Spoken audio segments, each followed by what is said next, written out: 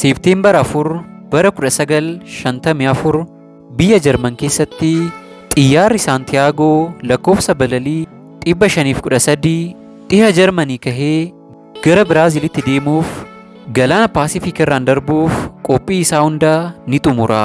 Isa boodas osoo hin yaadamin raadaarii irraa guutumaa guututti ni bada.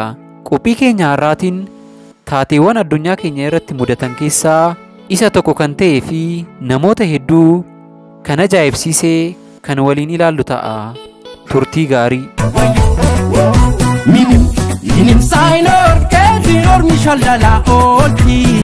Seenaan isaa kan jalqabu Seepteembar 4 bara 1954 dha.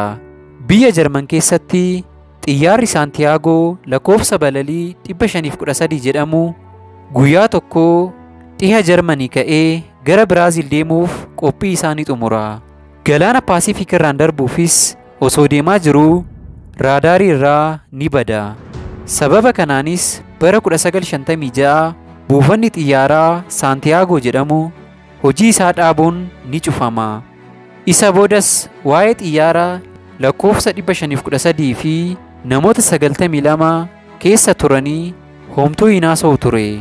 Waggaa 35 booda jechuunis Oktoobar 12 bara 1989 buufata xiyyaaraa Biraazil osoo homtuu hin yaadin xiyyaarri kun qubachuu danda'eera.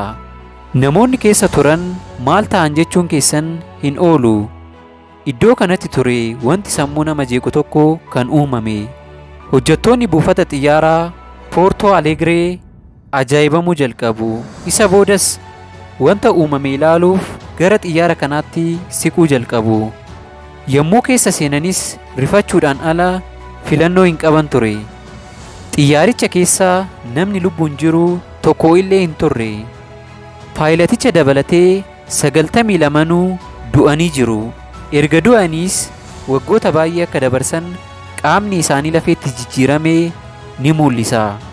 Gara kutaa paayilatichaa yommuu seenanis paayilatichi lafeetti jijjiiramee ture. Marii xiyyaarichaas akkuma qabatee jirutti ture kan argatan. Namoonni baay'eenis isatu asiin gahe jechuun ni murteessu. Qaamni mootummaas waa'ee kana haasa'uu hin barbaanne.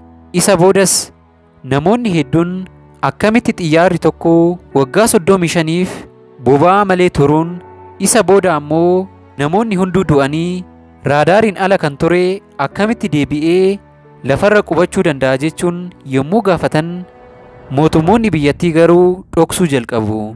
Ta'us yommuu dhoksuu jalqaban gurra namoota hedduu lixuun beekamuu jalqaba. Saayintistiin beekamoo Dr. Oteelloo jedhamu wanticha qorachuu jalqaba. Isa boodas saayintistoonni baay'een waan tokko irratti walii galu.